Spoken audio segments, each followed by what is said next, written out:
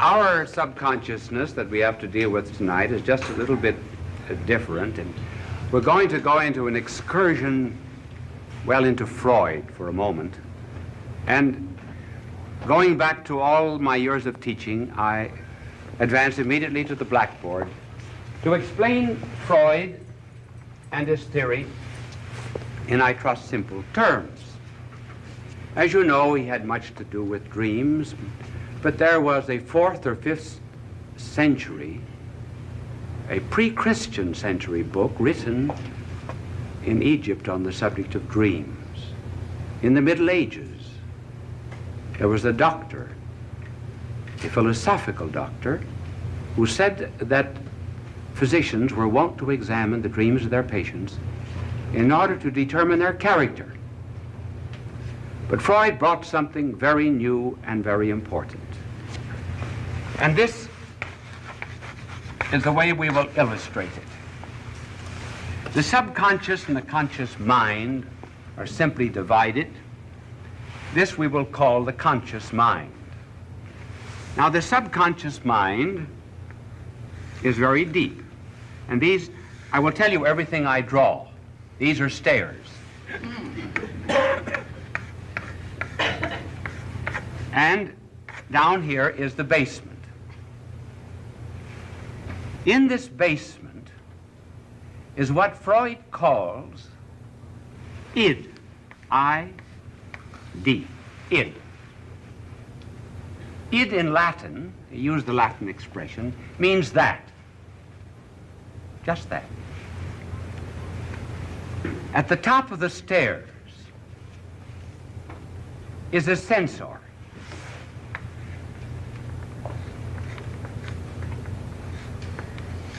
It's the only man I can draw. And he has a club in his hand.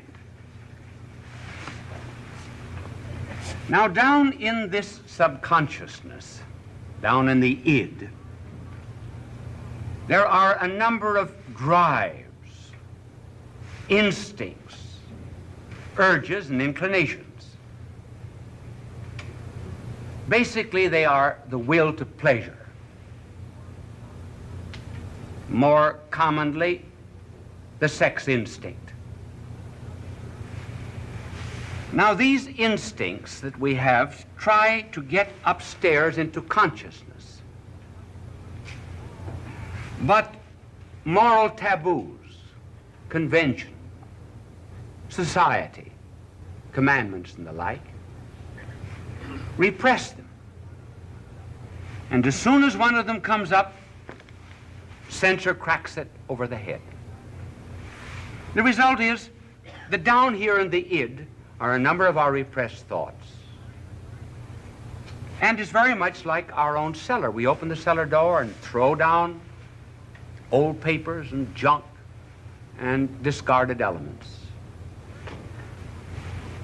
Where does this id come from? Is it made up solely of the thoughts that we repress? No, not solely, because where did we get this instinct of ours? Everybody has it. So this id, and much that is in it, and this is important, came from the outside. The outside. First of all, it came from our environment. We would never have anything in our heads if we had not seen or touched or smelled something. And then another psychiatrist by the name of Carl Jung said that down in the subconsciousness there was also what he called the myths of the human race. He called it a collective unconsciousness. But the point is, they come from the outside, though they are here in the id. Now, whenever we speak of the unconsciousness, we always think of it in those terms, and particularly Freudian terms, because he has popularized the idea. Haven't we anything else down there besides that? I think we have. Now let me test you. I'm going to use a word And I'm going to give you a few seconds to allow you to develop your thoughts. The word is temptation.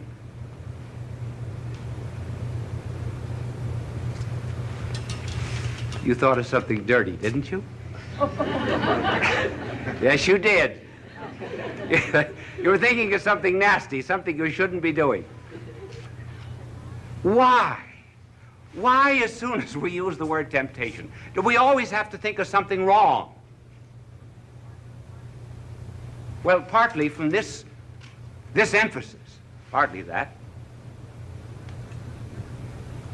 Aren't we ever tempted to do anything good? Didn't you ever have an inspiration, for example, to be kinder to people? Hasn't the husband had an inspiration to be more kind, for example, to his wife? Rich man, maybe he ought to give some of his money to the poor. And another one is tempted to be more patient under trials. Then you've received all kinds of inspirations to be better. For example, to be temperate, giving up excessive drinking and so forth. Isn't that true? Why does that word temptation have the monopoly of those things that, well, we say we're thrown down into the cellar part of our lives? Now, I want to suggest that in the subconsciousness there's another treasure. So, here we have exactly the same planes of the mind divided, and at the top is the censor, and he's got a club, and these are the cellar stairs going down, but there's something good down here, and I have to give it another name. Now, Freud gave a Latin name to this, the id, so we're going to use a Greek name. And this thing that is down here is called, we're going to call it the pneuma. The Hebrews would have called it ruah.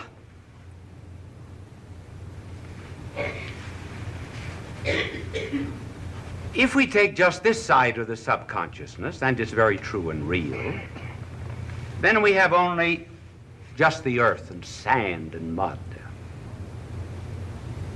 But isn't there something in the earth besides mud and dirt and sand? Gold and silver is hidden there. Aren't there wine cellars in a basement as well as rubbish? And sometimes garbage? Do we not have good thoughts? As well as we have very evil thoughts? Now, where do these thoughts come from? These inspirations? Well, the id came from the outside. As we said, our experience, our environment, our animal ancestry, heritage of the human race, collective unconsciousness, call it whatever you please, and adopt whatever theory of psychiatry that you please. So too, the inspirations, the good thoughts, another kind of temptations, pass through this subconsciousness. And this pneuma, too, comes from the outside. It operates on the inside, yes, but it comes from the outside. I'm not going to say where it comes from. It's just from the outside. Now, it sends up, not just, for example, a will to pleasure. It sends up a will to happiness, a will to meaning, a will to peace. And what does the censor do now? Oh, the censor, as this censor will sometimes repress repress the things that are dedicated only to carnal pleasure, so this one is going to repress all the good temptations. And he's got really 7 clubs up there. One is pride, and the other is covetousness, lust, anger, envy, gluttony, and sloth. They're all up here, and he tries to keep them down. Just as Freud said, the superego tries to keep down these sexual desires. All right, then there are treasures in the subconsciousness which are worth studying. We're going to emphasize, first of all, that these come from the outside. Now, my angel is going to clean off the blackboard. Be careful of the stairs, Angel. Be careful of the stairs.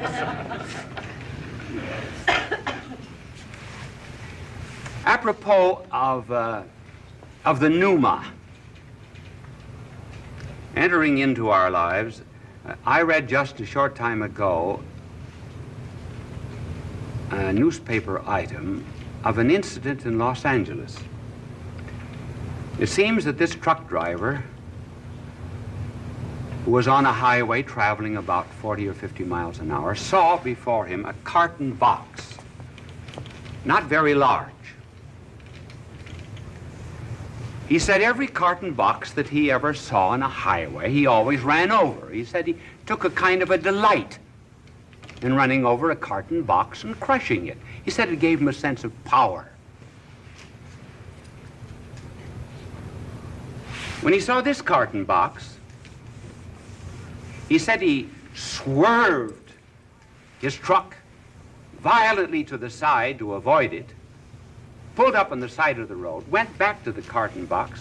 What was in it? A 3-year-old boy who had crawled into the box and was making his way across the highway. And they said to him, "What made you do it?" He said, "I don't know what made me do it. I haven't any idea. I don't know where it came from." He said, "Maybe it was God. I don't know."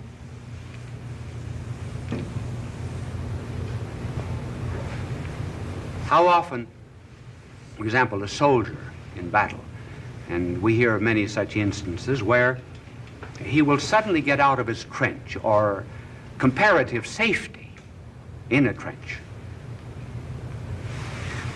make his way out to the battlefield under fire of the enemy in order to rescue a buddy. He's given great praise for it. What will he generally say? He would generally say, "Anybody else would have done it." "Well, why did you do it?" "Well, the thought just came to me that I should." Now, this was something that was not part of the soldier's life, as it was not part of the truck driver's life. But it influenced him.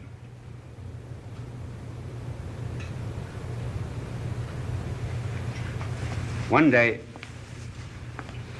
I was visiting a Carmelite convent of nuns, and they are cloistered, but this particular day, it was a very rare day. They had opened the cloister to visitors. And one of the very wealthy men of the town came in to visit the sisters, and in company with many others, they went up on the roof. And from the top of this convent, they could look down over the city. There was, first of all, a gully. And then far off was a hill. And on the hill, a beautiful mansion. And one of the party of this rich man said, "Sister, just suppose that before you came here to lead this life of penance, suppose you could have lived in that home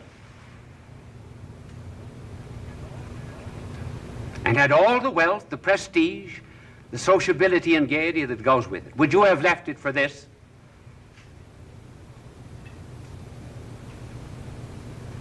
She says, that is my home.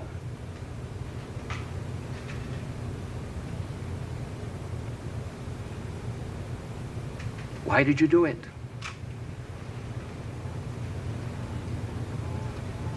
She said there was always something inside of me that was welling up into my conscious mind that told me that I should do this, and I would be happy. And I am happy.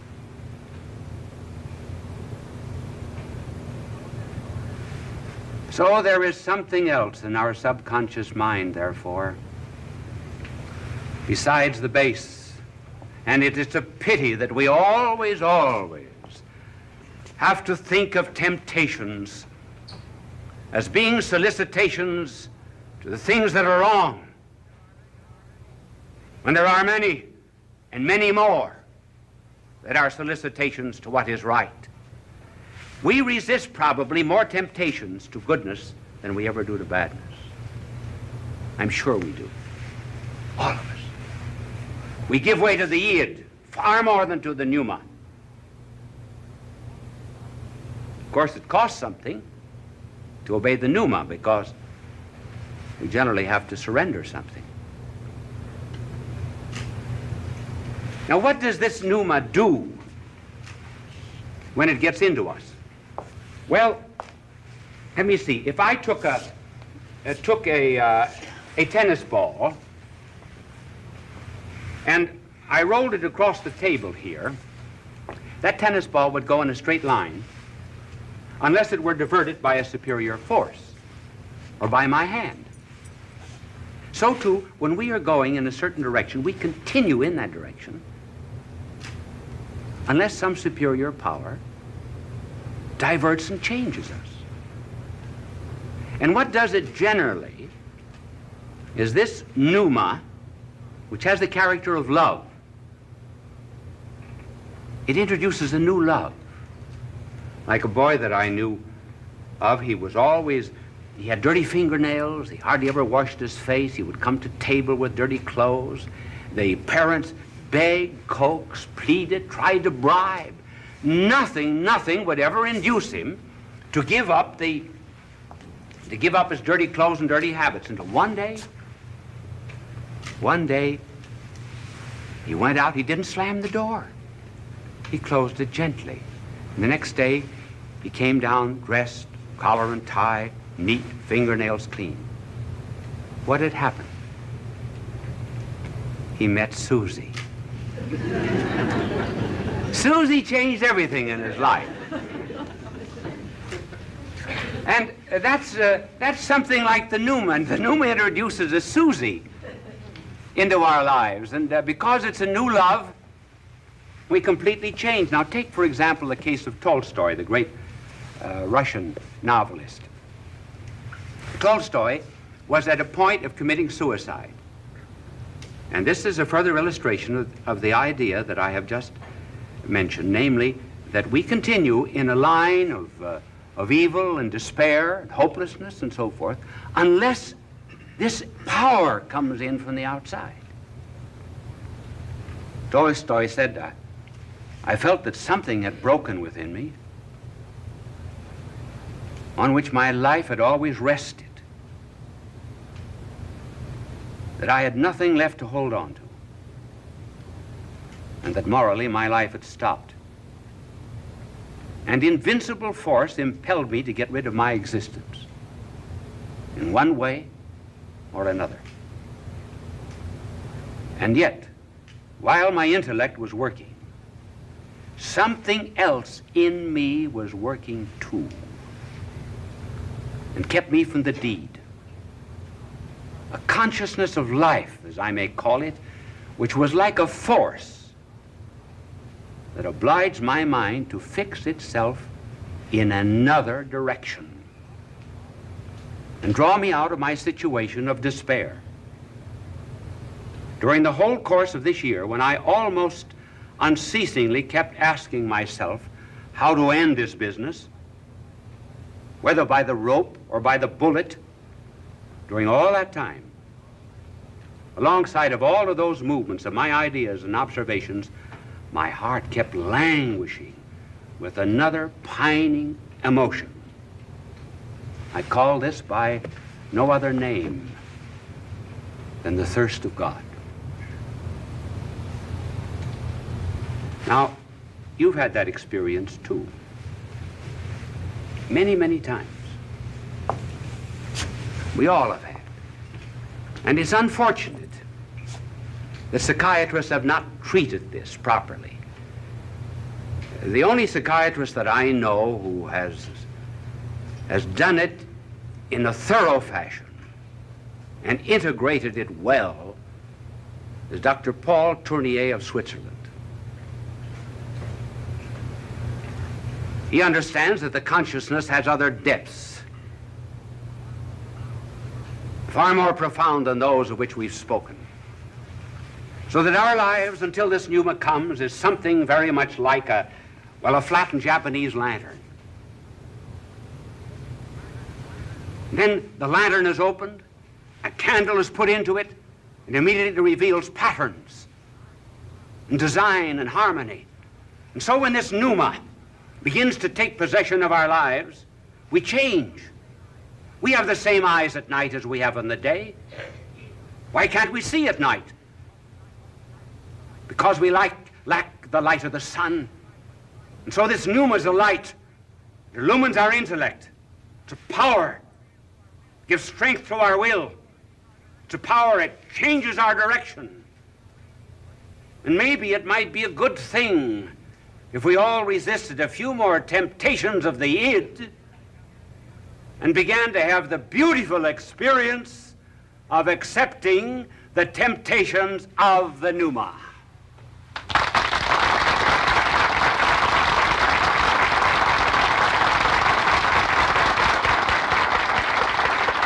Bishop Sheen will return in a moment. Fulton J.Sheen is indeed a man for all seasons. He walked a paced beat, allowing us to glimpse his nature and ponder its worth and to enjoy its presence. Bishop Sheen authored over 90 books. He broadcast countless radio and television programs and ministered in many parts of the world to people of every belief. As he said many times, it is not a unity of religion we plead for, but a unity of religious people. We may not be able to meet in the same pew, but we can meet on our knees. I have not told you what the pneuma is, have I? I'm not going to tell you. Because you've had it all your life. I want you to think about it and find out for yourself. Bye now. Bye and God on the subject of character. And in some such outline as this. First of all, we will speak of the possibility of developing and changing a character, and secondly, the rules for developing a character, either in ourselves or others. First rule is character is in the will, not in the intellect. Secondly, as regards others, look for the best. That is to say, in others. Third rule, look for the worst in ourselves. First of all, the possibility of character. I believe every single person in the world has just a certain amount of energy, and some are much more richly endowed than others with it. If we use an example from physics, we might say that certain people, for example, have what might be called 10 ergs of energy. They have just that much. And then others have 20 and others have 50 ergs of energy. The result is that they're able to go in the direction of goodness, and they're able to go in the direction of evil too, with much greater rapidity and energy than others. And this energy, as I say, is not the same in every human being. I think that possibly any sinner is capable of being a great saint. And any saint is also capable of being a great sinner. Now let us give an example here of how this energy works. We say, first of all, some have little energy and they go in the direction, call this goodness. They have 10 units of energy here and they only go in this much, either toward goodness or toward evil. Others have 20 and they go much more, either in the direction of goodness or the direction of evil. So that a person who has a great tendency toward evil can completely change and become very good, particularly with the grace of God. I believe that Lenin, who did so much to establish communism in Russia, just barely missed by a hair's breadth of becoming a St. Francis of Assisi. If he had only gone in the other direction, the direction of goodness, instead of the direction of revolution and hate, he would have been a great saint. And if St. Francis of Assisi had gone in the opposite direction, as he had gone in the direction of virtue, he would have been a Lenin. The secret, therefore, of character development is the realization of this power that there is in each and every one of us, for good and for evil. The monasteries, the religious houses, the places of asceticism throughout the world have in them actual saints, but potential devils. Any one of those persons, because they have so much character, if they ever let themselves go in the direction of pride, lust, or avarice, would become very vicious. And the penitentiaries are filled with individuals who have this great energy.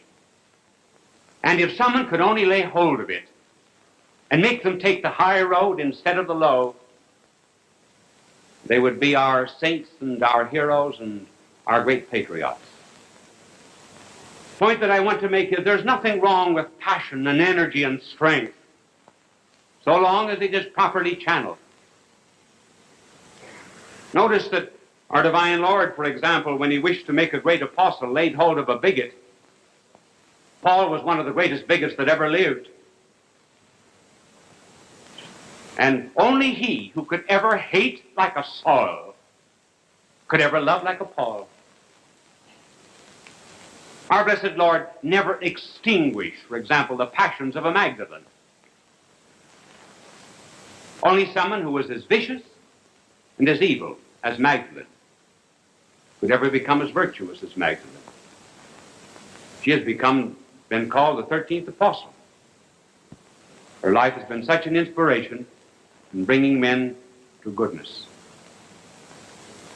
Now, though some of us do not have as much energy than others, let us not forget that a person with only 10 units of natural energy can surpass a person with 100 units of natural energy if he calls upon God for an added source of energy, which God will give him on certain conditions. Then we can overcome all of the defects of our nature. And that power or energy of God is given freely, gratis. That is why it is called grace. Which brings us now to the rules for character development. One of the first rules of character training is to remember that character is in the will and not in the intellect. The intellect, or the brains, or the mind, is the seat of knowledge. The will is the seat of choices, loves, motives, and responsibilities. Almost all of education today is directed to the communication of knowledge and not to the development of character. It is the mind that is changed, that is trained. rather than the will that is developed. And every decision that we make, every deed that we perform, almost every word that we say, goes into the making of our character, either for good or evil. You remember seeing icicles formed? And a drop would fall upon the tiny little icicle and add to its substance and its quantity, and then more drops. And if the drops that fell were pure, the icicle itself would be pure. If the drops that fell were soiled and dirty, the icicle itself would be dirty. And so it is with character. All of our decisions pour down into its making. And if they're good acts, we turn out to be a good character. If they are evil, we turn out to be unhappy and frustrated and full of anxieties and fears. This will of ours is really the only thing in the world that is our own. God can take anything else away from us. He could take away our health, any wealth or possessions that we might have. The one thing that he leaves us, always our own, is our will. And people today really do not want their wills. They do not want their freedom. That sounds strange, but it is true. The tendency today is to shift responsibility for decisions onto something else. For example, a boy does something wrong, and they say, well, it's due to grade B milk, insufficient playgrounds, or those naughty ductless glands. Child itself is hardly ever to blame. The present tendency in the world today, actually, is to reduce all responsibility to something which is subhuman. For example, Marx says that we are what we are because of economic conditions. In other words, our free will amounts to naught. Responsibility has been nullified.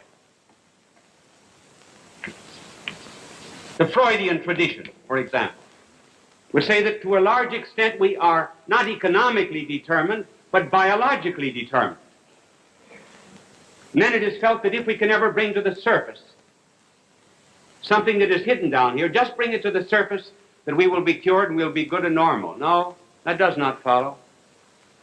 It does no good to analyze the constituency of the water that gets into a sinking ship. You do not explain the oak simply by analyzing the rotten acorn from which it came.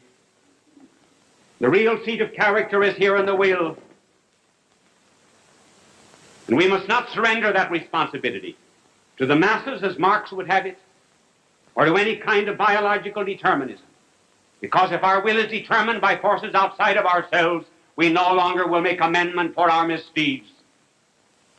And no character will ever grow without a constant resolution toward amendment. Character, as a matter of fact, is made by very severe discipline. You've seen a sculptor at work on marble, and the sculptor will first of all take a heavy chisel, and then will cut away great, huge chunks of marble. And then with more delicate blows, he will begin to bring out the image until finally perhaps all that is needed to reveal it is just the brush of a hand.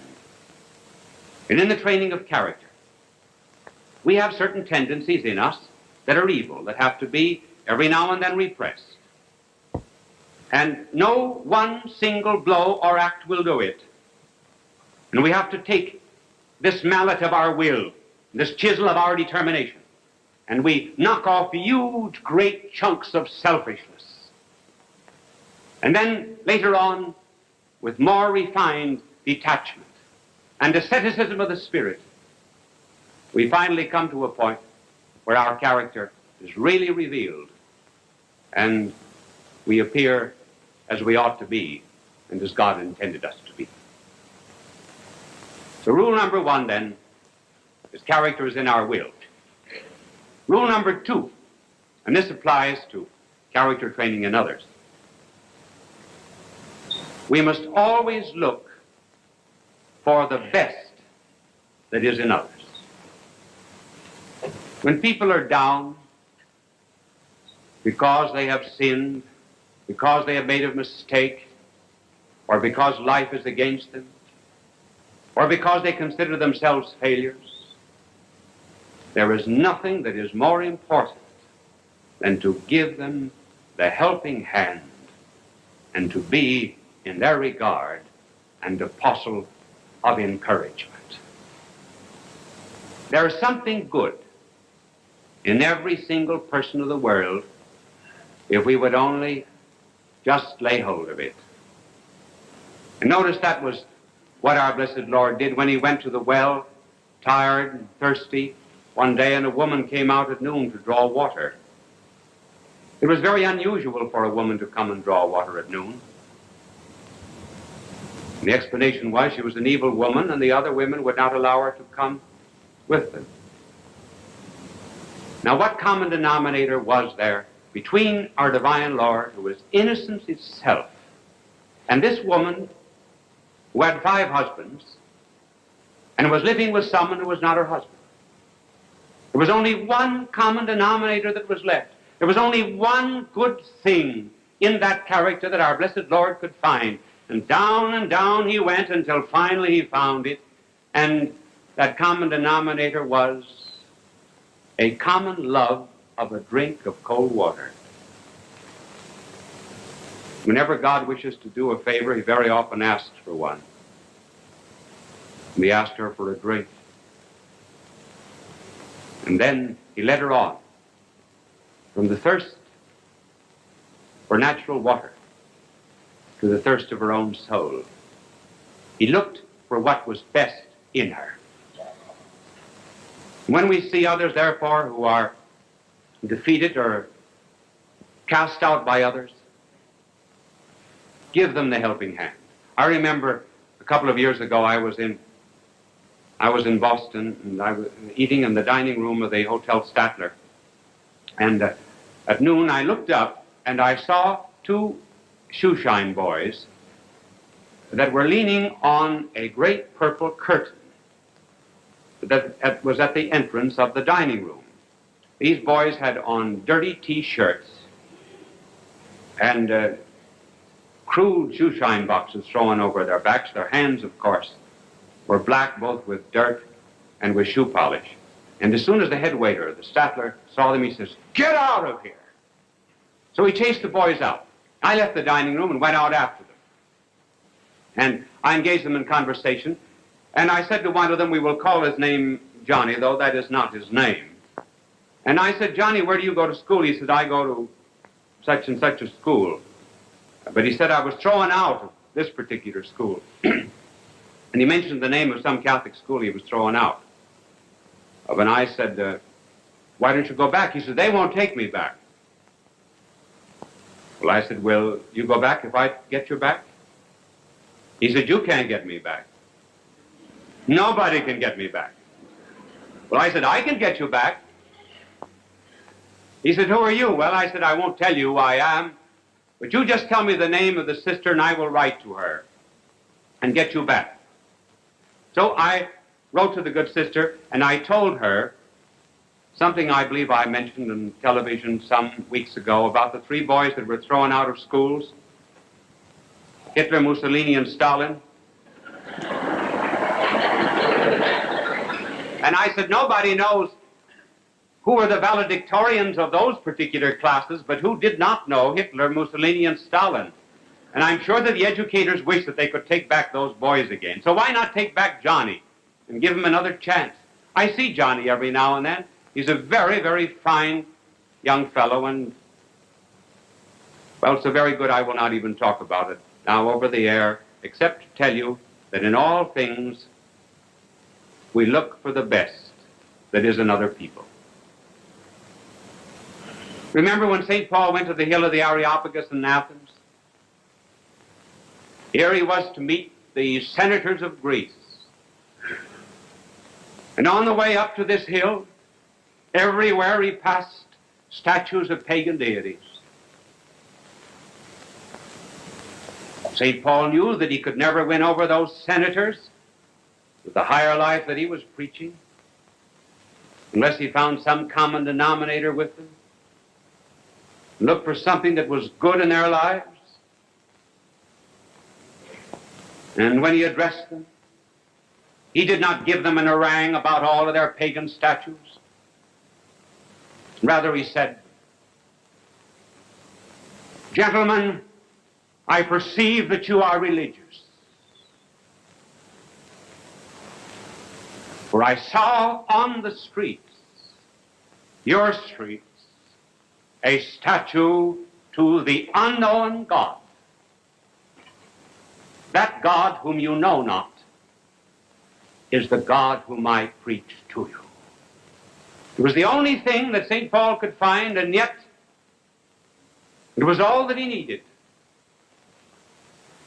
And so, in dealing with other characters, find something that is good, like the poor street cleaner that died, and everyone abused him. He said he was unfaithful to his wife, and he was an alcoholic, and he was dishonest, and everything else. And one man, looking around for a common denominator and for the good things, said, I know all of those things, but he said he did sweep clean around the corners. And there must be in every single life some good little detail like that we can begin with and use it as the stepping stone for character formation. And finally, the last rule. We always look for what is worse than ourselves.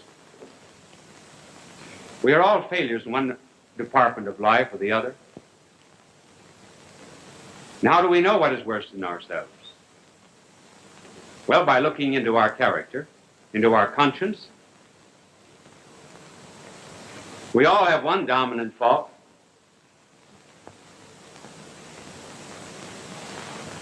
The 7 pallbearers of character, or the 7 dominant faults, are easy enough to analyze.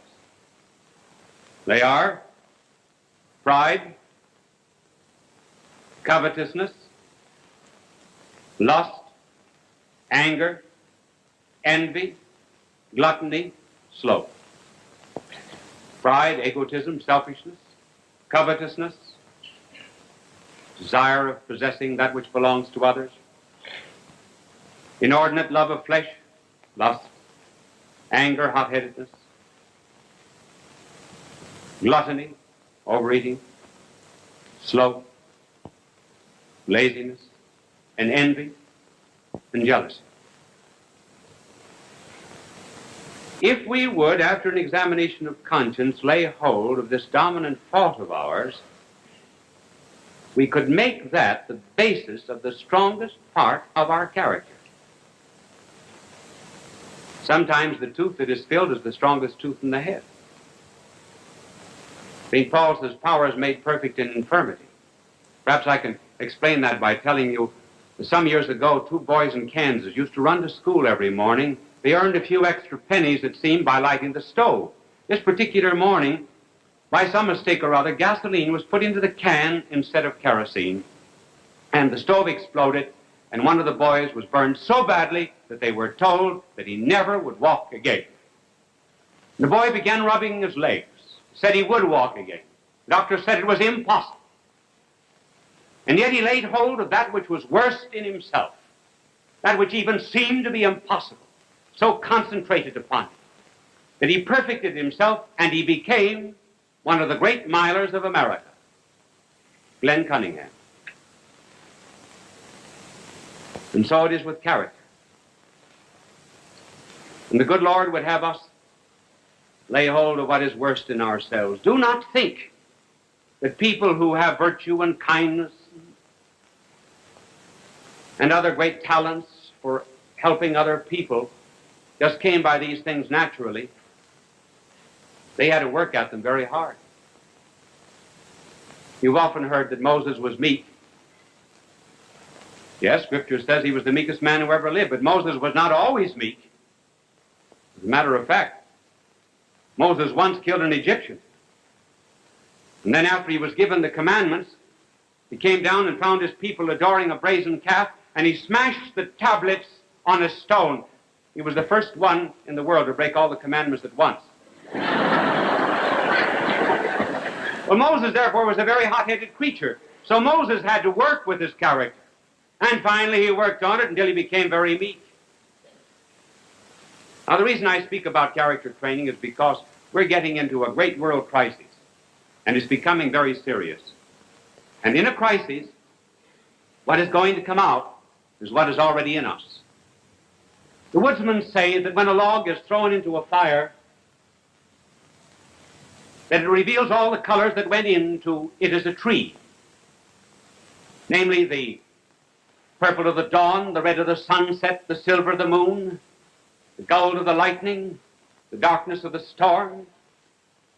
And when the log is put into this crisis of fire, all of these colors come out. And so it is with character.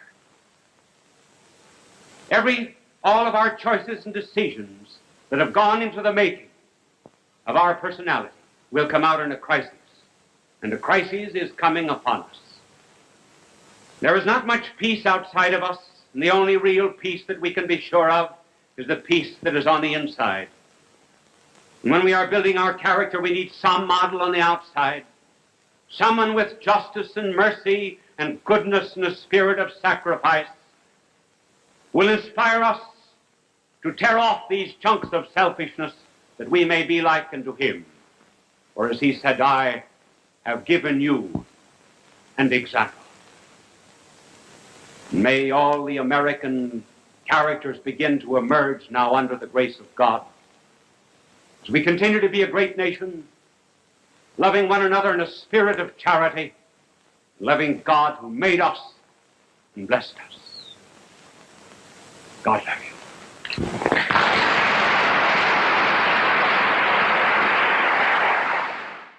People of all faiths recognize Bishop Fulton J.Sheen as one of the greatest communicators of the 20th century. He was born in El Paso, Illinois, in May of 1896. As a young boy, he knew he wanted to be a priest. He served as an altar boy at St. Mary's Cathedral in Peoria, Illinois. At St. Viator College, his education and debating skills taught him the skills he used throughout his life. His unique ability at being natural and at ease in front of any audience was noted early in his ministry. He was ordained in 1919 and went on to become one of the best-known and greatly loved priests in church history. He wrote 96 books and hundreds of articles and columns. He broadcast numerous radio and TV programs. People from all faiths watched him on television because he spoke to every man. They always waited with joy for his goodbye, his blessing, God love you. It continues to give us joy and memories. Bye now, and God love you. Bishop Fulton J.Sheen went to be with the Lord in December of 1960.